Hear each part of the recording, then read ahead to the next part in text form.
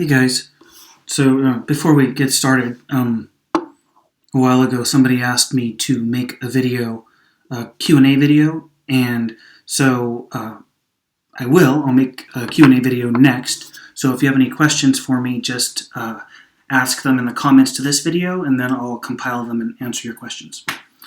Okay, so general update. It has been a while. Well, I've been incredibly busy, and I can tell you the main reason why I've been so much busier than usual. I hadn't been mentioning this because it was kind of a sticky situation, and I didn't want anything to go wrong during the situation. But about a year and a half ago, Tiff and I started the process of adopting a little boy. And that process finally finalized. It was a long run, the whole adoption process, because I had disclosed that I was trans, and then that opened up a whole can of worms. But anyway, it worked out fine. The adoption finally has went through. But adopting a child is really, boy, we wouldn't change anything, but it has definitely been, it's been difficult. It's kind of like, so we already have one child. We have our daughter Zane, and just if we were to have had another baby, that would have been difficult. Just adding a second child is difficult. Adding a second child who is from a different family with a different background and integrating it with your family is even more difficult. Adding a child to your family that is 3, which is already a tricky age, adds even more difficulty. And then on top of that, we chose to adopt from the foster care system. And so on top of those other elements that made the whole situation particularly challenging was the fact that we were getting a little one with a traumatic background. And we needed to integrate all of that seamlessly into our family with our current 6-year-old, which is also a tricky age. So, I think we won. It has been really hard. It's been exhausting. Half the time, Tiff and I had no idea what we were doing. In some ways, we had to really lower our parenting standard just, to enable us to survive. When I say lower our standard, we generally don't let the kids watch TV, but sometimes they just need to sit down and watch a video so we can, take a few minutes for ourselves. It definitely was a long and difficult transition from going from a 3-person family to a 4-person family. But both of the kids are doing great. Our son is 4 years old, almost 5, and our daughter is 6, 6.5 actually. It's crazy. So yeah, we're doing really, really good. But it was a long and difficult process, and it was the type of thing where, Tiff and I really needed help from our support system, but the help wasn't there like we needed it to be, and I don't mean that in a way like putting the blame on them.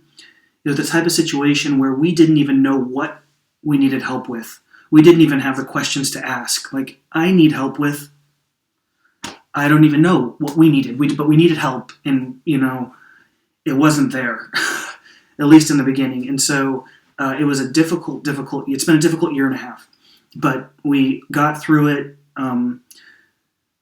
somehow. And so now everything's going really good. The kids get along great. I feel like we're all in a jive. We've integrated into one unit, and so that has been awesome. And I meant to say this, I'm going to throw up some pictures from the last couple of years, just to kind of give you guys an idea of what's been going on in our life. Let's see, what else has been going on? Other reasons we've been so busy. So when Tiff gave birth to Zane, our daughter, she chose to stop working because she felt it was really important to be home with the kids while they were young, and I agreed. So I've been supporting the family since our daughter was born, and that's been fine. In the meantime, Tiff was ready to start doing something of her own, so she's started up a company in the meantime, and it's really taken off. So that's added some complexities to our life because now we've got two people working. She works part time. I work full time, and so we've had some logistical magic to make happen with that. And then let's see. I feel like I forgot about this. And then me. So I've been for those of you that don't know, for work I do electrical engineering and installation. And I've been doing that since I was 19 years old, and I'm now 37, which feels really old to me. Anyway, I'm 37, and I am so bored of my career, incredibly bored. There's literally nothing else. I feel like there's nothing else for me to learn except for like a little thing here and there, and I'm not happy with stagnation. It doesn't make me happy. So about a year and a half ago, I thought, I'm going to go back to school to do something else. So I've also been going to school full-time, studying cybersecurity. And I'm actually in my last class right now. And then when I graduate, I just plan on going right into graduate school so I won't get any less busy. But, and I'm not sure if I'm heading towards a career change or not. I feel like my top priority is to take care of my family, and I'm still the main source of income for the family. But in any case, I'm doing something that is keeping my brain from shriveling up and dying. So that's nice. That's something that's real. That's really all I have for just life updates. Transition updates, it's the same as it's been for a few years. There's nothing new. I feel like at this point I'm just an aging man. You can tell I'm a little bit bitter about turning 37. And I know everyone that I say that to is totally invalidating, saying, oh, you're super young, or oh, you've accomplished so much. But you know what? I feel how I feel, so that's how it is.